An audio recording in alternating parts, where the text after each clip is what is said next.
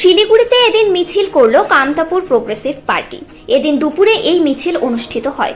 মাল্লাগুড়ি এলাকা থেকে মিছিল শুরু হয়, বিভিন্ন সড়ক পথ অতিক্রম করার পর কোর্ট মোড়ে গিয়ে শেষ হয়।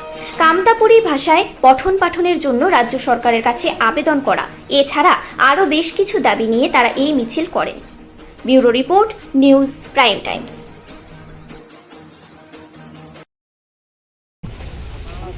বলুন, আপনি কি দাবিতে মিছিল?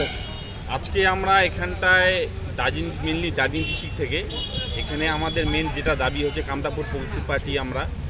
আমাদের মেন দাবি রাজ্য সরকারের কাছে একটা দাবি আমাদের আছে এবং তার সাথে সাথে দুটো দাবি কেন্দ্র সরকারের কাছে আছে।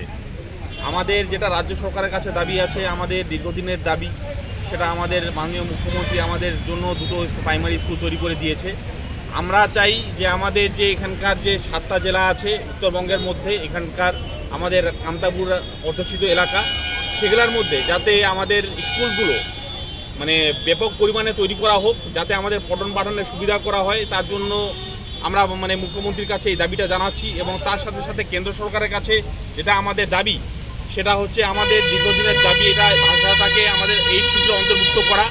এই দাবিটা আমাদের থাকছে। তার সাথে সাথে থাকছে আমরা যাতে আমাদের কেন্দ্র সরকারের মধ্যে যাতে আমাদের নারায়ণী ব্যাটালিয়ন যুক্ত করা হয়, সেই দাবি নারায়ণ রেজিমেন্ট যাতে যুক্ত করা হয়, সেই দাবিটা আমরা কেন্দ্র সরকারের কাছে আজকে রাখছি। এই আন্দোলনের পরবর্তী কর্মসূচি কি হবে? আজকের পরে দেখুন, আমরা তো বিভিন্ন দীর্ঘদিন ধরে আন্দোলন করে আসছি, ঠিক আছে। আমরা বিভিন্নভাবে গণতান্ত্রিক পদ্ধতিতে যে আন্দোলন করাগুলো সম্ভব, সেই সবই আন্দোলন আমরা চালিয়ে যাব যতদিন আমাদের ডিমান্ডগুলো পূরণ না হচ্ছে।